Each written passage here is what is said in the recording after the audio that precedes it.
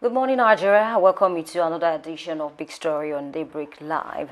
My name is Oluwaimi Adelako, and I'm not alone in the studio this morning. I have with me Afolabi, a public affairs analyst who is going to help me make sense of this topic. We are assessing presidential tenure.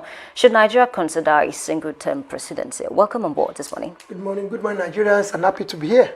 Exactly. All right, let's start with this in the background question. What are the main reasons why some Nigerians are calling for a single-term presidency in Nigeria? Well, it's so simple, and it's obvious too that at a point where we have tried the two-term tenure of presidency, governorship, House of Rep, and House of Assembly.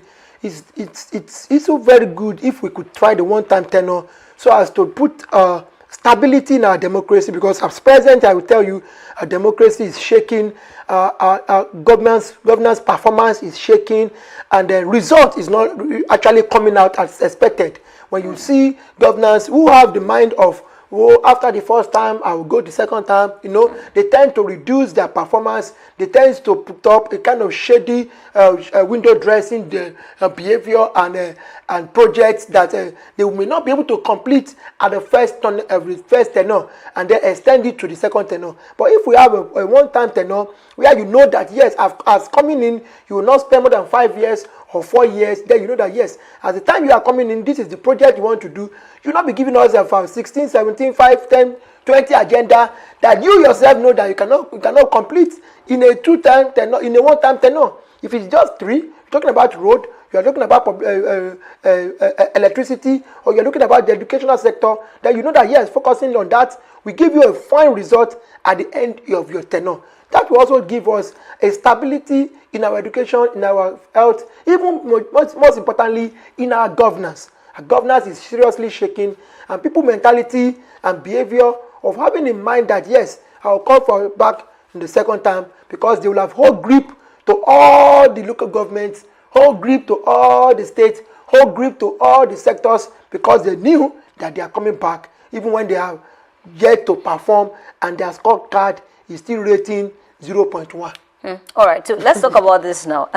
Do you think a single term of 4 years can turn the country around? Because some politicians have argued that even the 8 years is not enough to do miracles in Nigeria. It's not enough to turn the country around. No, yes, the 8 years, like some very greedy politician will tell you, it's not enough to turn the country around. Even they will tell you the one time is not enough. Then which time is enough to turn the country around? What the best time to turn the country around is a time when you put yourself in the shoe of the masses you are controlling, you are ruling, in the shoe of the people that you are directing. It's a time when you believe that if I could do this, a 4 years is not just a 2 days, it's not just a 365 days, it's a 365 days times 4. And I tell you, if you have your plan and you have your best hand in the commissioning, you have your best hand in the agencies, you have your best hand wherever that matters. You don't just bring a politician who is there to just spread the good news, spread the money at the background. Then you know that your 4 years or your 5 years is the best time to come in and perform wonder. If not, we are not expecting you to do all. Even our Lord God that have created us, we still complain.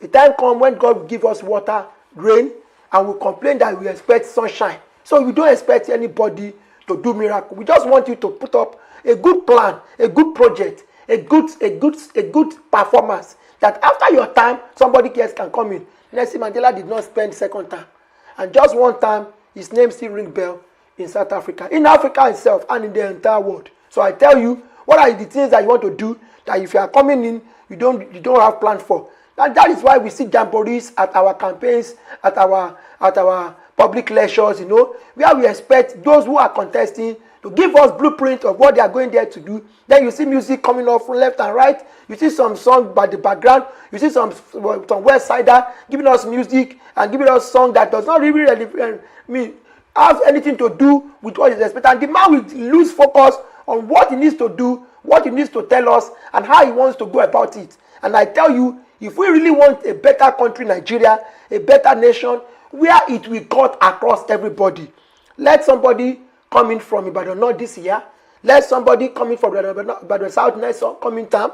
Let somebody come from Shaki the other term. Let somebody come from Ogbomoso. Let us rotate it. If you are talking about a one-time tenure, it means that 2 times that make one person to spend in a 2 times that give one person an opportunity will have been the 2 times for one person each, 2 person each, like one person 4 times or 5 years, the second person 5 years. Then we can then wage performance. We can then wage the way and manner governance has been when this person came in and why he was going back. Are you suggesting 5 years for Sugunta for presidency? If we cannot make 4, let's make it 5. Let's make it 5, but I would prefer 4, because you see, the first year is to gather the momentum, gather all the money they spend during their campaign, gather all the debt they are owing and pay back, and then, try to be comfortable. But at the same time, I tell you, if our governance is better managed in that manner, in that system, we will get more results. It is obvious we'll get more results, because for this 2-term tenure, we are tired. What about a 6 year for one Sugunta? It's too much. 6 years for one Sugunta. It's too much. 6 years is not just a joke. It's too much. Giving back to a child, and in 6 years the child is already in school. It's too much. Let's have a 4 or 5, at worst 5. 5 so that you'll be able to get things right. Because the 6 years is not too far away from the 2-term tenure, where they spend 8 years. At present, you can rate the performance of a sitting governor when he started, and the time is getting to second term. They relax immediately they get to their 6 years.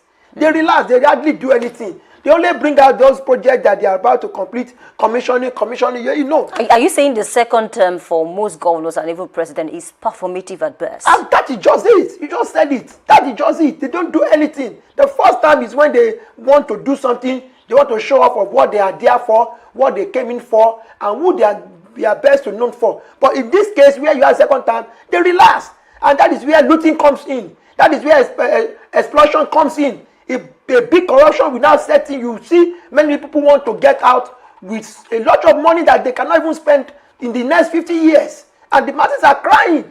And it is obvious in the face of the masses on the streets.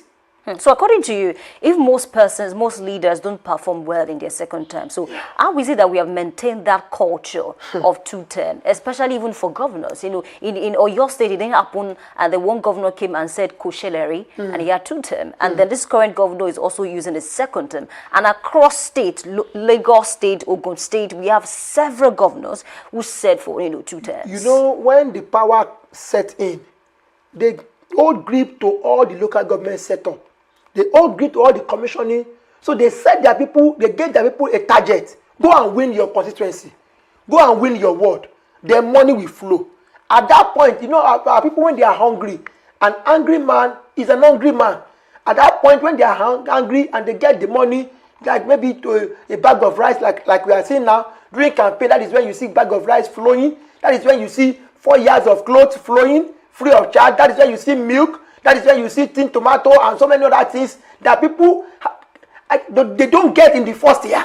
It is on the electionary period that you see all these things flowing. And it's not even from the governor alone. Some people who wants to become the commissioner, who wants to be there as the agency director, who wants to be there as so many people, they are the ones that will dole out this, and they keep doing it and getting that opportunity to come back again. We have so much put our people in that kind of position not to think right. And that is the problem we are having. It's not that our people are comfortable with the second time tenure. They are not. But they don't have any choice. Right now, it is obvious with the number of people that are contesting for presidency and the rotational and the person in charge in power, it will only take God to reverse it. It will only take God. And before you take God, it will take our own decision too. We should start clamoring for it right from this particular platform, telling people out there why we don't need this, why we only need a one-time tenure for any person who is going for political power. That is just the best way to send the message out, to rotate our people. Because right now, look at the local government. It has been taken over by the state governors. Nobody is at the local government anymore. You go to the local government, you're only a worker, you walk in there, walk out. Even the local government chairman has no say on his own staff. They don't have say on their project. And that is why we have so much insecurity within our local government, especially those in the urban area. They don't have say. They hardly control anything. And that is where people could enter in their local government and come out without their knowledge. Even when they know, they can only come to the state criteria to make noise. And when they make such noise, they don't make it in a manner of passion. They make it like a gentleman making a noise. Please, sir, we observe that some people are entering our local government and we don't. And it is on that thing turn out to be noise. It turned out to be aggrieved noise. And that is when you see, you look at the governor started taking note of their complaints. So this is the problem. But if we have a one-time tenure, the three tiers of government will work perfectly. The governor will work, the executive will work, the legislative will work, the local government will work perfectly. Everybody will know that yes, we are here for business. Just the 4-5 years time, we must achieve this. This road must be completed. These schools must be in order. This health facility must be on ground. This particular area, this market situation that we are seeing right now, because during rainy season, our market people suffer. All their things go perish. Because they don't have drainage, they don't have balance, they don't have well constructed market that they can depend on, even when it is raining, and so many other things like that. Okay, I think you've been advocating, for a single term. Yeah. Okay, do you think if a president, for instance, now are allowed to do one single term, don't you think maybe in a way, because this is the argument of certain persons online, that it might make the president less accountable to the people? And why are they saying that? Because he might feel, okay, you are not voting for me to come back for a second term, so I can do whatever I want to do in my first term and then I'm out, because I do not need your votes for a second term because I'm not coming back. Well, maybe that will help us to also strengthen our judicial system, so that anybody that is finishing his own first time will be accountable by the judiciary through the legislature. When we pass a bill that is made after your first time, you are not performing, or there is any loopholes in your governance, then you face the judiciary. That will be the best way for us to live. We've seen it in so many ways. After the second time, they've bought over even the judiciary, and you see cases, pending cases, adjournments. Somebody will be calling that this court has no jurisdiction to take this particular case, and such will happen to so much that the man will be given leave to go and take care of himself abroad in the area of health. He will just put up an health complaint, and where we have so many hospitals in Nigeria, and somebody is still granted to go out of the country to go and treat it ourselves. Can you understand that if we put ourselves in a one-time system of government, that you don't have any other thing to do but to come out this time, even if you have to come back again, it will be after now. You will have performed your one times in government, and people will rate you and say, okay, let's keep you in a particular place. After this person comes back, this person comes in, and we cannot get the best from him, then we can bring you back. That way, it will give us a checks and balances. We will be able to ascertain the level of our progress. But right now, it is a one step forward, 3 steps backward, or even 4. And we are suffering and smiling. And the people are not happy. And also, the rate at which it has made some people to amass wealth. They look like their generation can never be poor forever. And it has also helped us to deep into corruption. Look at all the cases. There has never been any government after their own term that they don't have either their commissioner, their ministers in the cell or being queried by the judiciary, and that tells you that they don't even query them for small money. You listen to the kind of money they are querying there for. You ask, this is a budget of not less than 5-6 states, and somebody is taking that to his own account alone. So what are we saying? If we are able to maintain this one-time single system, then we'll be able to manage ourselves. Then we can have a rotational system of government where people can come in and we can check. Maybe we do it in a regional sector or a kind of where the state is, like you have in Ogun State. They do not Ogun North and Ogun South. Either the Jebu North, the Jebu South, wherever they want to call themselves, somebody must come from that place. Either in the Egba South, Egba North, wherever they want to call themselves, somebody come from that place and they check performance, they rate performance, they rate people that are coming in, they determine that this person has come before. Okay. So I have a question to you. You mentioned something. A single term presidency or maybe governorship now, can it put an end to corruption? Because we have seen certain governors who were only there for 4 years. And then after their governance, EFCC was chasing them, for certain reasons. So does it mean that a single year, a single term of 4 years can actually put an end to corruption? It will minimize. It may not put end to corruption, but it will minimize. It will not allow it to go too deeper. When somebody is just being queried for a one-time in office for like 4 billion and is returning back 2 billion, by the time the person spends 2 terms, the person may be queried for 16 billion. And that is 4 times. So the longer they stay, according to you, the longer they deep into corruption, and the longer Nigerians suffer, the longer our projects suffer. Have you not seen abandoned projects everywhere?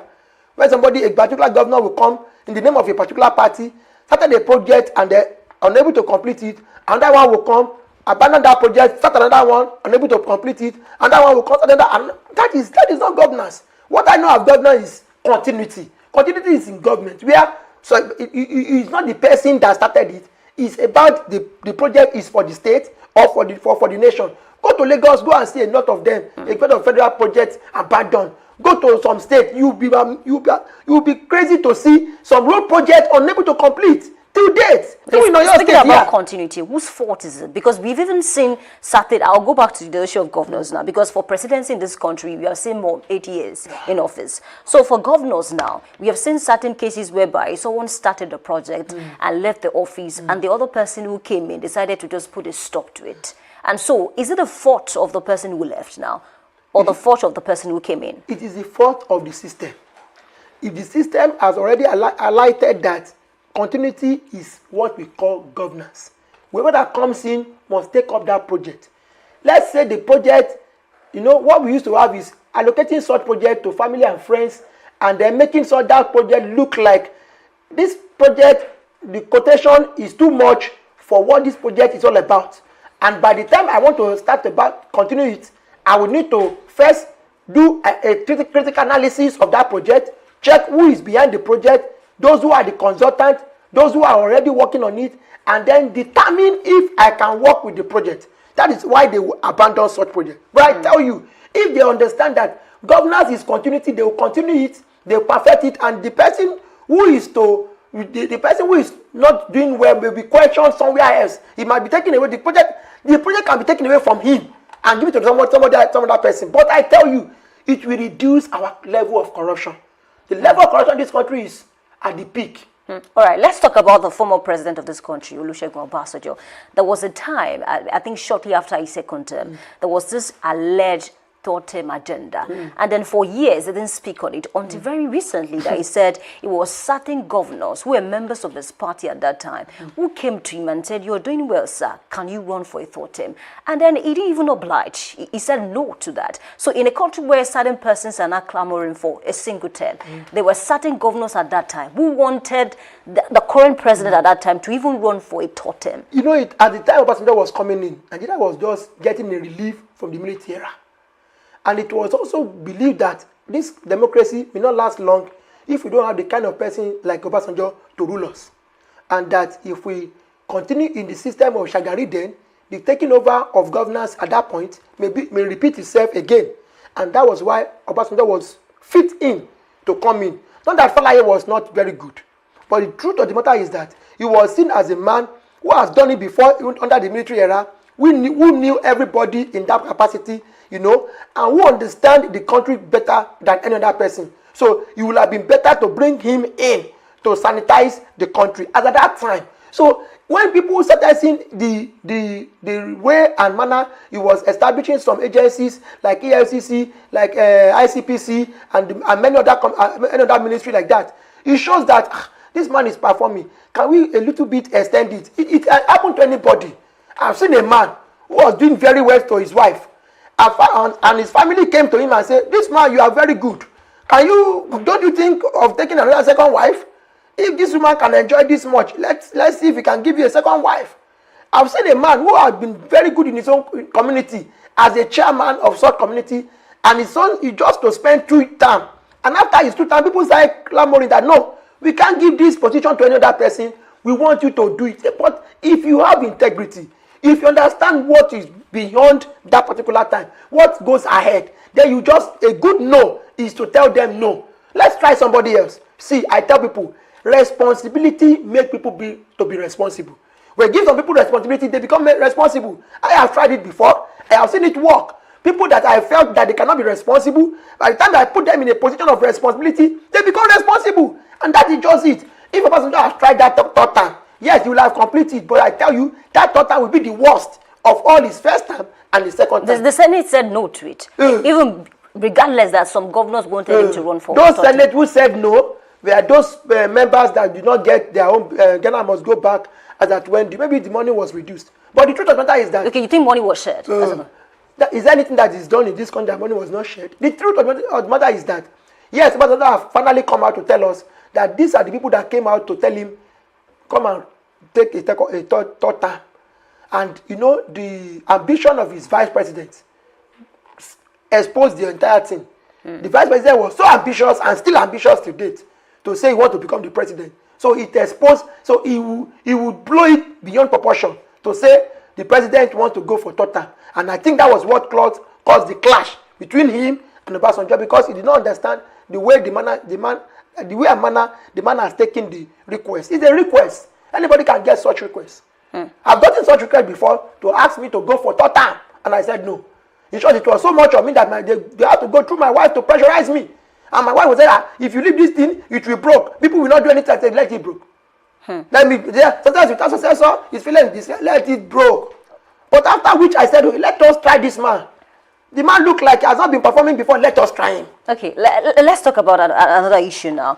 A certain doctor, Department of History, University of Ibadan, late Dr. Ajayi Adeyinka, he says something that there is something fundamentally wrong with an African man. Why did he say that? Because we have certain African presidents in certain countries who have been in office for over 40 years. Talk about Paul Biya of Cameroon, 43 years. Omar Bongo, 41 years as well. A lot of them, Robert Mugabe.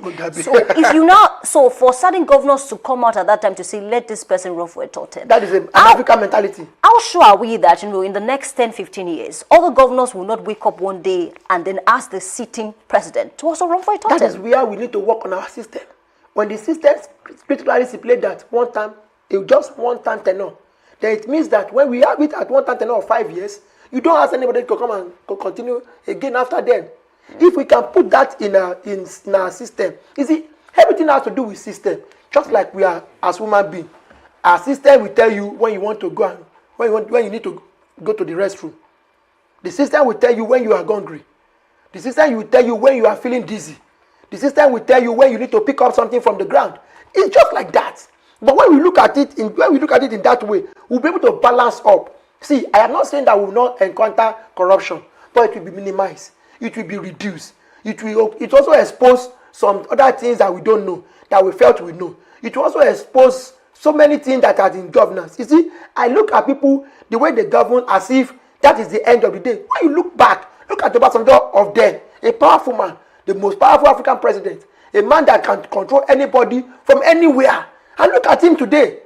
He's even very fortunate. He's even very, very opportune to still be alive, to still have the strength to attend programs, attend functions, and then make some things and even tell the world what has been at that point. But have you met some past governors? Have you seen the way they look like now? And then the way they were when they were in government and acquiring the power and wealth. So that tells you that nothing goes forever.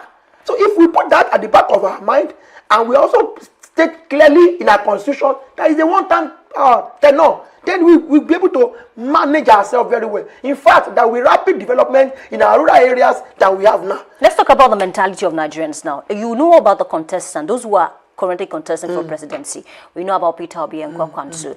He said something even before the primaries that is going to rule for just one single term if he should win. And he will hand over to someone else. And then most Nigerians were able to interpret that he definitely maybe hand over to his vice. And then we also have Atiku, who is running for the first, who has never been the president. Who has always been running. He has always been running for presidency. And then we have President Bola Ahmed Tinubu, who is currently in power now. Now, this is my question. When Peter Obi made that statement, the politicians, especially the loyalists, of this current administration, said it is not possible that the kind of person Peter Obi is, he can never rule for one single term.